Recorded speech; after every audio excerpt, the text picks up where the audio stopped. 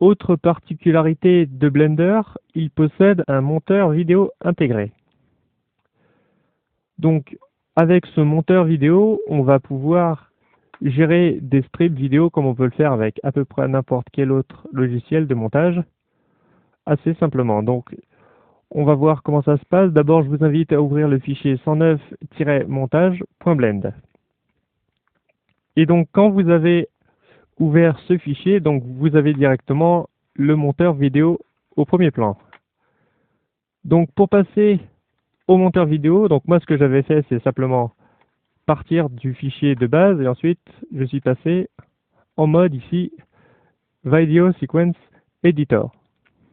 Donc, je suis passé d'un mode à l'autre assez simplement. Sinon, il y a des préconfigurations d'interface, dont une qui s'appelle Video Editing, voilà, tout à la fin, et qui correspond à la même chose. Donc, on va repartir sur Default avec notre seule fenêtre de montage vidéo. Alors, tout d'abord, on va voir plusieurs choses. Donc, ici, on a les canaux sur lesquels mettre des strips vidéo, donc premier canal, deuxième canal, troisième canal, etc. Comme d'habitude, on dézoome et on zoome avec la molette. Comme d'habitude, on déplace avec le clic milieu enfoncé. Donc, une fois que c'est fait, on peut ajouter une séquence vidéo. Alors, pour que vous voyez la particularité de ce que je vais faire, en fait, moi, je vous ai calculé dans un dossier qui est fourni sur le support, un dossier images dans lequel j'ai mis toutes les images calculées d'une animation. Donc ici, on a une animation sur 50 images. Je peux sélectionner toutes les images avec A. Ensuite, je fais donc Add Strip. Et donc là, je viens d'ajouter une séquence d'images. Pour déplacer la séquence, ce sera G, comme d'habitude. Donc vous voyez, la séquence d'images ici va commencer à 1. Pour avoir un retour sur ce qu'on est en train de faire, donc il y a plusieurs modes. Donc ici, on est en mode donc, de montage seulement. Là, on est en mode de prévisualisation seulement. Et avec le dernier mode, on est à les deux en même temps. Donc, on a le montage en bas et la prévise en haut. Donc, si maintenant je déplace le curseur d'animation, vous allez voir ma très belle et complexe animation s'animer. Donc, voilà pour l'insertion d'une séquence d'images dans le séquenceur. Si vous avez directement un fichier vidéo plutôt qu'une séquence d'images, eh bien, à la place de choisir image ici, vous allez faire Movie et vous allez chercher votre fichier. Donc pour l'instant, on va uniquement utiliser la première séquence. On peut afficher les propriétés de la séquence grâce au panneau N, ici. Donc on a le nom de la séquence. On a différents modes, donc l'opacité, le numéro de canal, le début et la longueur de ce strip. Donc on a bien 50 images. On peut aussi, dans Filter, altérer le strip en question. Donc si on veut faire une inversion sur X, on peut. Idem si on veut faire une inversion sur Y. On peut lire en arrière avec backwards si on veut lire en arrière plutôt qu'en avant. Donc là, vous allez avoir le cube qui recule plutôt que tout à l'heure le cube qui avance. Donc on a la saturation, la multiplication. On peut aussi faire de la correction colorimétrique avec Use Color Balance. Donc voilà, il y a pas mal de possibilités à ce niveau-là. Maintenant que notre scène est ajoutée, on pourrait simplement faire le rendu d'animation et voir ce que ça donne. Mais plutôt que de faire ça, on va d'abord voir comment on peut ajouter des effets. Mais avant d'ajouter des effets, juste dernière chose, plutôt que d'ajouter une autre séquence vidéo, on va se contenter de dupliquer la séquence vidéo active. Donc là, je vais faire Shift D sur la séquence qui existe déjà et je vais la déplacer. Donc c'est pour que vous voyez bien que le montage fonctionne exactement comme un autre logiciel, quoi. C'est-à-dire qu'on déplace dans le temps simplement. On peut ici déplacer pour raccourcir. Donc voilà, à ce niveau-là, c'est assez commun et interactif. Maintenant qu'on a parlé de ça, on va pouvoir donc aller sur ces effets. Donc, les effets dans Blender, on va les ajouter grâce à un nouveau strip, donc ce qu'on appelle un strip d'effets. Donc, vous voyez Effect Strip ici. Et on a toute une catégorie de strips d'effets.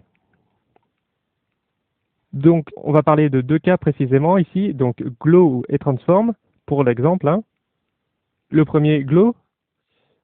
Là, j'ai ajouté un effet de Glow sur le rendu original.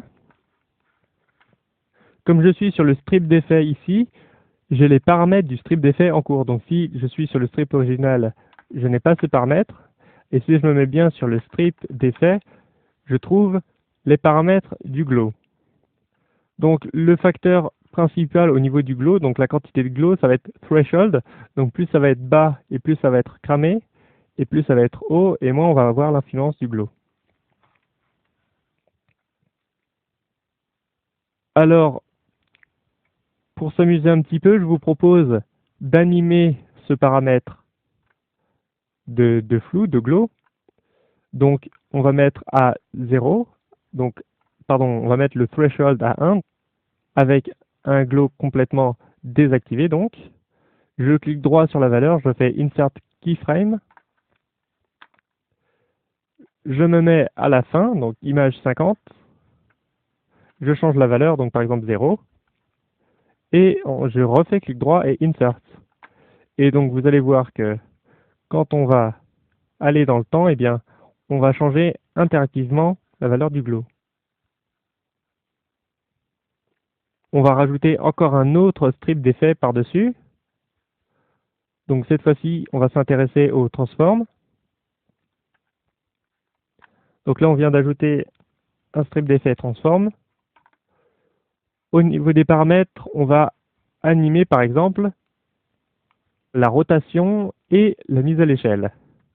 Donc je veux garder le même facteur sur tous les axes, donc je vais pouvoir activer Uniform Scale. Donc là, j'ai qu'un seul facteur pour le transform. Et ici, on a la rotation. Donc je vais partir de 0. Donc ici, à l'image 1, donc, hein, vous voyez, je vais enregistrer l'état des scales et rotation. Je vais aller à la fin, donc image 50. Et donc là, si je fais 0, j'insère une clé. Et au niveau de la rotation, par exemple, je fais, je sais pas, 190 par exemple, ou 200, allez, 200 degrés de rotation. Et si je regarde ce qui se passe, donc en fait, vous voyez, on a une rotation, une mise à l'échelle et le glow qui se fait au fur et à mesure. Donc voilà, création de strips d'effets et manipulation de leurs propriétés dans le temps. Et donc, quand on a terminé l'utilisation du monteur, on va pouvoir aller dans Output, choisir le format de sortie désiré. Alors là, je ne vais pas trop me casser la tête, je vais choisir AVI RAW, donc AVI non compressé. Et je vais pouvoir faire le rendu d'animation puisque dans Post-Processing ici, Sequencer est déjà activé. Donc ça veut dire que si je lance ici Animation, eh bien il va procéder au rendu de l'animation. Alors peut-être changer le répertoire de sortie avant de le faire. Donc voilà. Donc dans Output, toujours, hein, j'ai changé ici le dossier et j'ai été sur le bureau par exemple. Maintenant, on peut lancer l'animation. Donc là, si je sors et que je regarde ce qui se passe sur le bureau, voilà, il y a un avis et j'ai mon avis qui a été créé.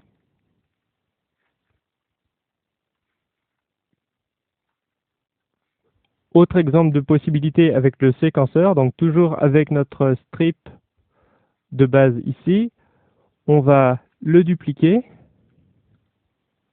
Le deuxième strip qu'on a dupliqué, donc pour bien voir la différence entre les deux, je vous invite à ici utiliser Use Color Balance et modifier la colorimétrie du deuxième strip. Comme ça, on verra bien la différence entre les deux. Une fois que c'est fait, donc, ce qu'on va chercher à faire, c'est altérer l'opacité à la fin pour passer d'une séquence à l'autre. Donc là, si je me mets par exemple, allez, on va dire au milieu, donc 25, donc image 25, ici on a opacity, donc je vais enregistrer l'état de la clé, donc l'opacité est maximale, je me déplace à la fin, je mets une opacité à 0, j'insère la clé, et donc là vous allez voir que on va passer progressivement d'une séquence à l'autre.